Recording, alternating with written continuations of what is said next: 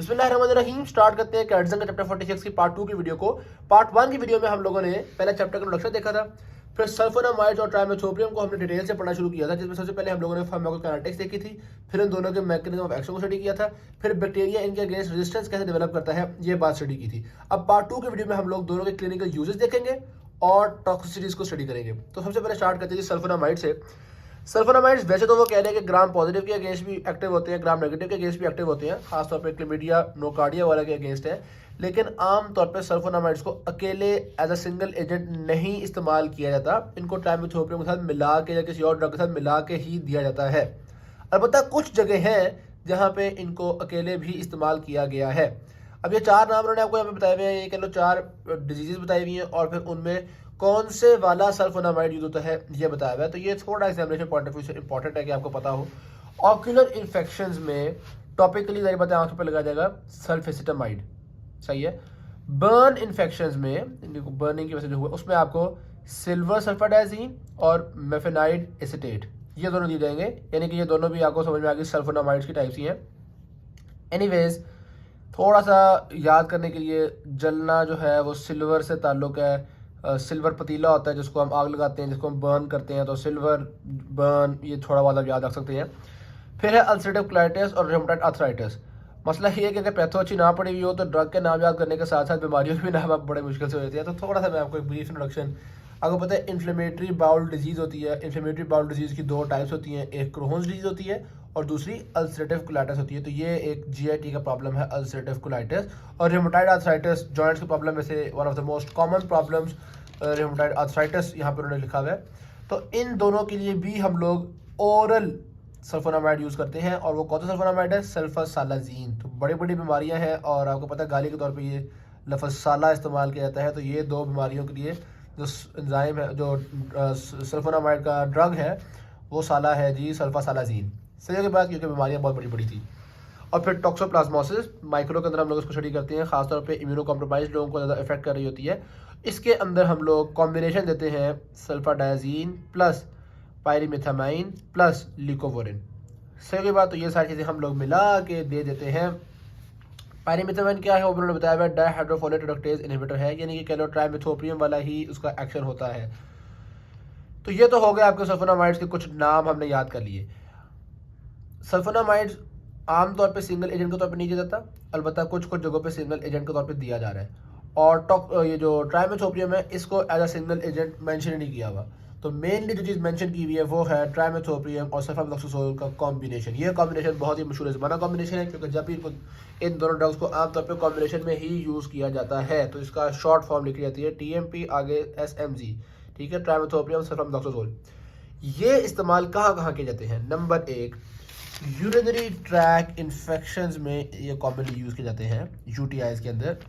दूसरा, respiratory infection. अब UTI बहुत सारे माइक्रो ऑर्गेनिज्म की वजह से होते हैं, इसी तरह रेस्पिरेटरी इन्फेक्शन या निमोनिया की बात की जाए तो वो भी बहुत सारे माइक्रो ऑर्गेनिज्म की वजह से होते हैं। तो ख़ास तौर पे UTI, रेस्पिरेटरी इन्फेक्शन, उसके अलावा ईयर साइनस इन्फेक्शन वगैरह लिखा हुआ है, caused by haemophilus influenzae and moraxella catarrhalis, ठीक है। अब ये बातें तो जाहिर सी बात है थोड़ी सी माइक्रो से रिलेटेड है कि आपको पता हो हीमोफिलस इन्फ्लुएंजा जो होता है वो ओटाइटिस मीडिया कॉज कर रहा है, और मोरैक्सिला कोटारहैलिस किस तरह से निमोनिया या आपके लंग्स की प्रॉब्लम, रेस्पिरेटरी प्रॉब्लम्स कॉज करता है, मोरैक्सिला कोटारहैलिस।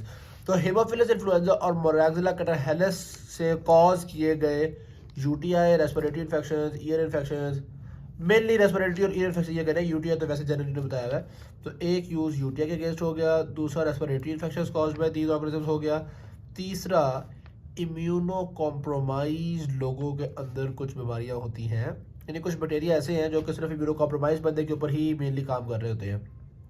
इसमें 2 नाम बड़े इंपॉर्टेंट याद रखने हैं आपने। एक है निमोसिस्टाइटिस निमोनिया, ठीक है, निमोसिस्टिक जोरोवेकी बेसिकली आप माइक्रो के अंदर एक होता है जो कि खासतौर पे एड्स के पेशेंट में, जो भी इम्यूनो कॉम्प्रोमाइज पेशेंट होते हैं, चाहे वो कीमोथेरेपी की वजह से इम्यूनो कॉम्प्रोमाइज हो, किसी भी वजह से इम्यूनो कॉम्प्रोमाइज हो, उनके अंदर काम कर चुका है। तो इस नमूनिया के अंदर ड्रग ऑफ चॉइस है। जो भी ड्रग ऑफ चॉइस होती है ना वो एग्जामिनेशन पॉइंट ऑफ व्यू से ज़्यादा इंपॉर्टेंट होती है। सही बात, तो ये उन्होंने लिखा हुआ है ड्रग ऑफ चॉइस। ये जो कॉम्बिनेशन है trimethoprim sulfamethoxazole, it is drug of choice for prevention of pneumocystis pneumonia, and it is also drug of choice for nocardiosis. ये भी इम्यूनो कॉम्प्रोमाइज लोगों को ही ज़्यादा इफेक्ट कर रहा होता है। तो ये 2 जो थे ये थोड़े ज़्यादा इंपॉर्टेंट थे। तो एक आपको यूटीआई पता हो, रेस्पिरेटरी इन्फेक्शन, और इम्यूनो कॉम्प्रोमाइज की 2 बीमारियाँ, निमोसिस निमोनिया और नोकार्डियोसिस। उसके अलावा भी उन्होंने बताया हुआ है एलोमिनस हाइड्रोफिला में यूज़ होता है, लेकिन मुझे लगता है कि ये इतना इंपॉर्टेंट नहीं है, एग्जामिनेशन पॉइंट ऑफ व्यू से। सिर्फ आपको बता रहे हैं कि ये जो कॉम्बिनेशन है ये एज अ बैकअप ड्रग, ये ड्रग ऑफ चॉइस नहीं। बैकअप ड्रग का मतलब ये होता है कि अगर ड्रग ऑफ चॉइस सही से काम नहीं कर रही, या मार्केट में अवेलेबल नहीं है, या उसके अगेंस्ट रेजिस्टेंस डेवलप हो गई है, या बंदा एलर्जिक है, यानी किसी भी वजह से आप ड्रग ऑफ चॉइस नहीं दे पा रहे, तो बैकअप के तौर पर इस्तेमाल किया जा सकता है। कॉलरा में, टाइफाइड फीवर में, मैंने कि सैल्मोनेला टाइफी की वजह से जो भी होता है, शिजोलॉसिस में, तो और लिस्टेरिया में इधर भी इस्तेमाल किया जा सकता है। लेकिन जो आपने एग्जामिनेशन के लिए मेनली याद रखना है वो ये है कि इम्यूनो कॉम्प्रोमाइज लोगों में खासतौर पे जो बीमारियां हैं उसमें ट्राइमेथोपियम और सल्फामेथोक्सोजोल बड़ी काम की चीज़ है। एड्स वाले पेशेंट में यानी कि बड़ी काम की चीज़ है। पहले भी जो टॉक्सोप्लाज्मोसिस पढ़ा था हमने, ये भी मेनली एड्स के पेशेंट में ही होता है। और यहाँ भी देखा जाए तो हमने एक कॉम्बिनेशन ही दिया था, सल्फाडायजीन और पैरीमिथामाइन वॉज सिमिलर टू ट्राइमेथोपियम। सही होगी बात। तो ये हमने क्लिनिकल यूजेज जो है वो इनके स्टडी कर लिए। अब आते हैं हम टॉक्सिसिटी की तरफ। टॉक्सिसिटीज पहले हम लोग नाम से मतलब देख लेते हैं, थोड़ा बहुत कॉन्सेप्ट हर एक के बारे में थोड़ा सा पता चलता है, पर टॉक्सिसिटी का खास कॉन्सेप्ट तो होता नहीं है। और उसके बाद फिर हम लोग निमोनिक से उसको याद कर लेंगे। सल्फोनामाइड्स की देखी जाए तो जिस तरह पेनिसिलिन के अगेंस्ट एलर्जिक रिएक्शन बड़े कॉमन थे, इसी तरह सल्फोनामाइड्स के अगेंस्ट भी एलर्जिक रिएक्शन कॉमन है। और इसमें क्रॉस एलर्जिनिसिटी भी एज्यूम करनी चाहिए। इसका मतलब ये है कि अगर एक सल्फोनामाइड से बंदे को एलर्जी है तो आप दूसरा, ये ना हो कि आप दूसरा सल्फोनामाइड दे दो कि चलो यार अगर मिसाल के तौर पे इसको सल्फिसॉक्सोजोल से एलर्जी थी तो मैं इसको सल्फामेथोक्सोजोल दे देता हूँ। और ना यार खुदा का वास्ता है, अगर एक से एलर्जी है तो दूसरे से भी एलर्जी यूजुअली होती है। इसको हम कहते हैं क्रॉस एलर्जिनिसिटी, ठीक है। और फिर एलर्जी के कुछ बड़े स्वेयर किस्म के मसले भी होते हैं, मतलब स्वेयर डिसऑर्डर्स हैं। डिसऑर्डर्स का कह लो स्वेयर फॉर्म्स ऑफ एलर्जी हैं। एक एक्सफोलिएटिव डर्मेटाइटिस है, स्किन ऐसे उतरना शुरू हो जाती है। पोलीआर्टाइटिस नोडोसा है, आपकी ब्लड वेसल्स का बड़ा शदीद मसला होता है। और स्टीवन जॉनसन सिंड्रोम है, ये भी स्किन का बड़ा शदीद मसला होता है। अब इसमें डिटेल में हम लोग नहीं जाते। तो ये भी कभी कभी कॉज हो जाते हैं आपके, और रेयरली कॉज होते हैं लेकिन इसकी वजह से कॉज हो जाते हैं। मेनली ये ध्यान में रखना है कि भाई एलर्जिक रिएक्शंस कॉमन है और क्रॉस एलर्जिसिटी होती है। फिर गैस्ट्रोइंटेस्टाइनल डिसऑर्डर्स, वो तो आप हर दवाई में लिख छोड़ते हैं, नोजिया, वॉमिटिंग, डायरिया वगैरह है ही है। हेपेटाइटिस डिसफंक्शन भी माइल्डली हो सकता है, बता हेपेटाइटिस इतना कॉमन नहीं है। हीमाटॉक्सिसिटी, यार देखो जो चीज़ थोड़ी मतलब अनकॉमन होती है ना, वो ज़्यादा इंपॉर्टेंट होती है एग्जामिनेशन पॉइंट ऑफ व्यू से। जैसे क्लिनिकल यूज़ में जो ड्रग ऑफ चॉइस अगर है किसी के लिए तो वो इंपॉर्टेंट है। इसी तरह जो आपके पास टॉक्सिसिटीज़ हैं वो जो थोड़ी अनकॉमन वाली हो। अब ये जीआईटी की टॉक्सिसिटी या हाइपर सेंसिटिविटी तो थोड़ी कॉमन है ना। हीमाटॉक्सिसिटी देखी जाए तो थोड़ी सी इस हिसाब से इंपॉर्टेंट हो जाती है, और इसके ड्रग इंट्रैक्शन थोड़े से इंपॉर्टेंट है। हीमाटॉक्सिसिटी क्यों? अच्छा, हीमाटॉक्सिसिटी का मतलब क्या है? जो ब्लड सेल्स होते हैं उनको तबाह कर दिया। तो ग्रैनुलोसाइटोपिनिया, थ्रोम्बोसाइटोपिनिया, एप्लास्टिक एनीमिया, यानी बोन मैरो के अंदर जितनी भी चीज़ें बन रही थी उन सबको ही इसने थोड़ा थोड़ा इफेक्ट कर दिया है। और खास तौर पे किसी के अंदर अगर ग्लूकोज 6 फॉस्फेट डिहाइड्रोजनेज की डिफिशिएंसी है तो उसके अंदर आरबीसीज के टूटने का बाइस ज़्यादा बन जाता है। यानी अगर किसी में इस एंजाइम की डिफिशिएंसी है और उसको आपने सल्फोनामाइड दे दिए तो उस इंसान के अंदर हेमोलिसिस कहीं गुना बढ़ जाएगा। ऑलराइट। फिर आती है जी नेफ्रोटॉक्सिसिटी। ये बात तो हम पहले भी कर चुके हैं, जब हमने फार्माकोकाइनेटिक्स पढ़ी थी तो हमने कहा था कि ये प्रेसिपिटेट कर जाते हैं। खास तौर पे अगर एसिडिक यूरिन हो तो ये प्रेसिपिटेट कर जाते हैं। सही होगी बात। जारी बात है अगर ये प्रेसिपिटेट करेंगे ये क्रिस्टल्स बन जाएंगे। क्रिस्टल भी मतलब एसिडिक पीएच के अंदर ये क्रिस्टलूरिया कॉज कर सकते हैं, और हीमाचूरिया, फिर ब्लड भी ज़्यादा बात निकलेगा, हीमाचूरिया भी कॉज कर सकते हैं। ड्रग इंट्रैक्शन की बात की जाए, पहले ये बात बताना था ये मेरे, ये जो सल्फोनामाइड होते हैं ये ज़्यादातर मतलब काफ़ी ज़्यादा प्लाज्मा प्रोटीन के साथ बाइंड करते हैं। इसका मतलब ये हुआ कि जो दूसरे ड्रग्स प्लाज्मा प्रोटीन के साथ बाइंड करते हैं उनको ये इफेक्ट करेगा। अब मिसाल के तौर पे अगर वॉरफेरिन को देखा जाए, वॉरफेरिन आपको पता है, जो बंदा वॉरफेरिन खाता है ना, ऑलमोस्ट 99% वॉरफेरिन प्लाज्मा प्रोटीन के साथ बाउंड होता है। तो अगर आपने सल्फोनामाइड दे दिया तो सल्फोनामाइड के कहा प्लाज्मा प्रोटीन से मैंने अटैच होना है, जाहिर बात है वॉरफेरिन प्लाज्मा प्रोटीन थोड़ा सा हट जाएगा। जब प्लाज्मा प्रोटीन से वॉरफेरिन उतरेगा तो वॉरफेरिन की कंसंट्रेशन अचानक बढ़ जाएगी। वेरी सिमिलरली हो सकता है बिलीरुबिन अटैच हुआ हो प्लाज्मा प्रोटीन के साथ, तो बिलीरुबिन भी थोड़ा सा हट जाएगा, तो बिलीरुबिन की कंसंट्रेशन इंक्रीज कर जाएगी। तो ये सारे ड्रग्स जो हैं जो प्लाज्मा प्रोटीन के साथ बाइंड करते हैं उन ड्रग्स की कंसंट्रेशन थोड़ी बढ़ जाती है, क्योंकि सल्फोनामाइड ने खुद भी प्लाज्मा प्रोटीन पे अटैच होना होता है। तो वॉरफेरिन हो गया, मेथोट्रेक्सेट हो गया, इनका लेवल ब्लड के अंदर बढ़ता है, और जो कि बिलीरुबिन का लेवल बढ़ता है। तो खास तौर पे अगर थर्ड ट्राइमेस्टर ऑफ प्रेगनेंसी के अंदर आपने दिया तो उस टाइम पे बिलीरुबिन बढ़ने की वजह से कार्डियक अरेस्ट हो सकता है। ज़्यादा बिलीरुबिन की वजह से ये मसला बनता है। ब्रेन के अंदर भी कुछ जगह हैं जिसमें येलोइंग आपको, यानी कि अगर क्रॉस सेक्शन देखा जाएगा तो येलोइंग मिलेगी, और बच्चे के अंदर फिर कन्फ्यूजन और इस तरह के डिसऑर्डर्स होना शुरू हो जाते हैं।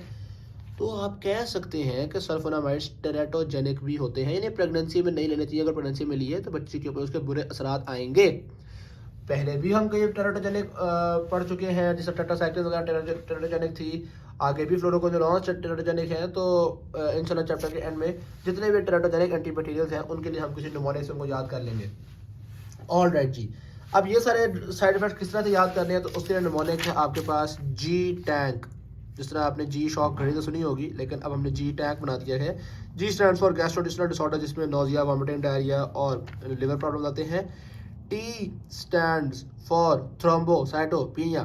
थ्रोम्बोसाइटोपिनिया से आपको याद आ ही जाएगा ग्रैनुलोसाइटोपिनिया, एप्लास्टिक एनीमिया, मतलब हेमाटोजेनिक मसले हो रहे हैं, ठीक है।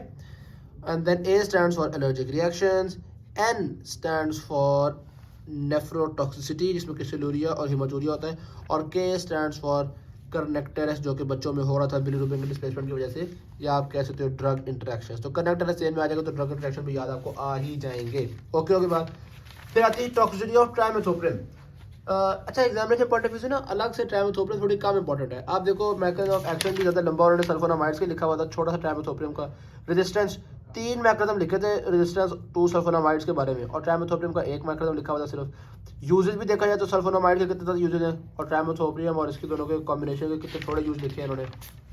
तो सारी जगह भी आप देखेंगे कि अब टॉक्सिसिटी देख लो, सल्फोनामाइड की इतनी ज़्यादा लिखी हुई है, जी टैग उसका निमोनिक है, ट्राइमेथोप्रिन थोड़ी सी लिखी हुई है।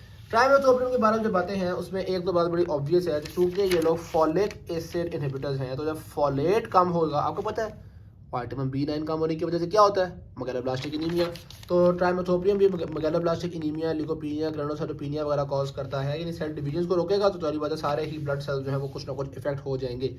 और दूसरा, एड्स के पेशेंट में अगर ये ट्राइमेथोप्रियम सल्फामेथोक्सिल दिया जाए तो उसमें एडवर्स इफेक्ट्स काफ़ी कॉज होते हैं, जैसे कि फीवर, रैशेज, ल्यूकोपीनिया, डायरिया वगैरह। सही है। ऑल्दो एड्स के पेशेंट में यही ड्रग ऑफ चॉइस है, लेकिन टॉक्सिसिटी है। अब बंदे को एड्स हो तो फिर जारी बात है कुछ ना कुछ टॉक्सिसिटी तो बर्दाश्त करनी पड़ेगी ना उसको, देखो इतना बड़ा मसला है उसको। तो ट्राइमेथोप्रियम की टॉक्सिसिटी याद करने के लिए बड़ा आसान सी बात है, क्लिनिकल यूज़ अगर आपको याद होगा तो एक टॉक्सिसिटी उसी में से ड्राइव हो रही है, और अगर मैकेनिज्म ऑफ एक्शन याद होगा तो एक टॉक्सिसिटी वहाँ से ड्राइव हो रही है। तो इतनी आसान चीज़ है, कोई मुश्किल चीज़ तो नहीं है। इंशाल्लाह नेक्स्ट पार्ट से हम लोग फ्लोरोक्विनोलोन्स को पढ़ेंगे, जो कि काफ़ी इंपॉर्टेंट है इस चैप्टर में, ज़्यादा इंपॉर्टेंट ये नहीं है। Thank you. वीडियो अच्छी लगी शेयर जरूर कीजिएगा, चैनल को सब्सक्राइब कीजिएगा। अल्लाह हाफिज़।